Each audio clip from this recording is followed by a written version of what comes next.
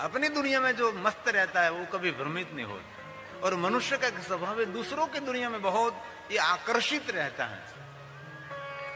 अपने को मिला है उसका कोई भाव नहीं मिला है उनके लिए सपना देखता रहता है। ये मनुष्य का सबसे बड़ा एक मनोविज्ञान है।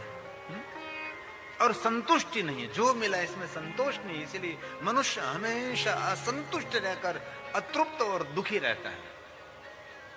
शिव के लिए कहा नहीं स्वात्मारा विश्व मृग तृष्णा भ्रमयति, कभी शिव जी को कोई तृष्णा नहीं है और मनुष्य निरंतर तृष्णा से भरपूर रहता है। कैसे?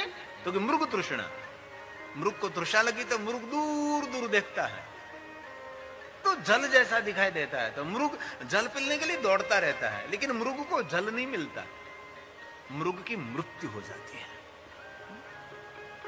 मनुष्य का भी ऐसा ही है, जीवन पर्यंत दौड़ता रहता है, जीवन पर्यंत दौड़ता रहता है, लेकिन कहीं भी सुख नहीं मिलेगा उसको।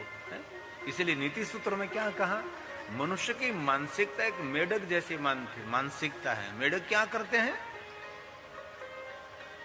मेढक के आगे से कोई चींटी कीड़ा मकोड़ा निकलता है तो मेढक कभी खाने को छोड़ता नहीं है।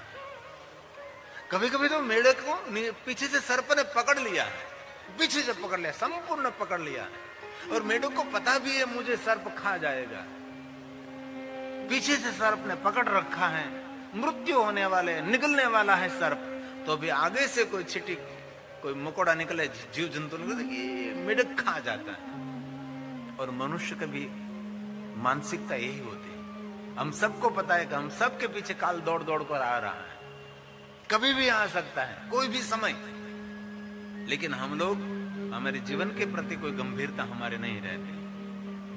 और किसी के पास भी मृत्यु का समय नहीं है। कोई मनुष्य, चाहे संत साधु महापुरुष कोई होगा ओलिया पुरुष, बाकी ज्यादातर लोगों को मृत्यु का कोई संदेश नहीं उसके पास, कब कहां कैसे मृत्यु हो सकती है। लेकिन निरंतर मनुष्य दौड़ता रहता है, भागता रहता है। इसलिए जीवन में और सभी तैयारी करे ना करे, लेकिन मृत्यु की तैयारी तो होनी ही चाहिए।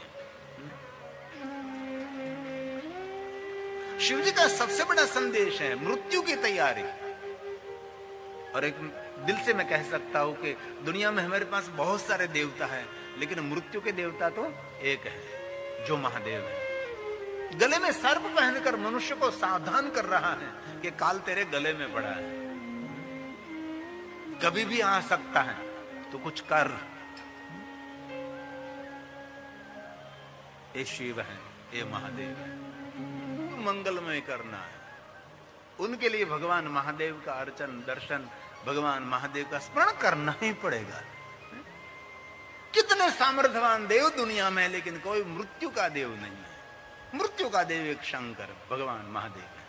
और गौरव से कह सकते हैं हमारे लोक में, हमारे लोक का नाम क्या है? मृत्यु लोक। जहां लोग जन्म लेते हैं, जहां मरते हैं, उसको कहते हैं मृत्यु लोक। और मृत्यु लोक का कोई देवता है तो शंकरम लोक शंकरम, हमारे लोक में रहने वाला देव भगवान शिव है।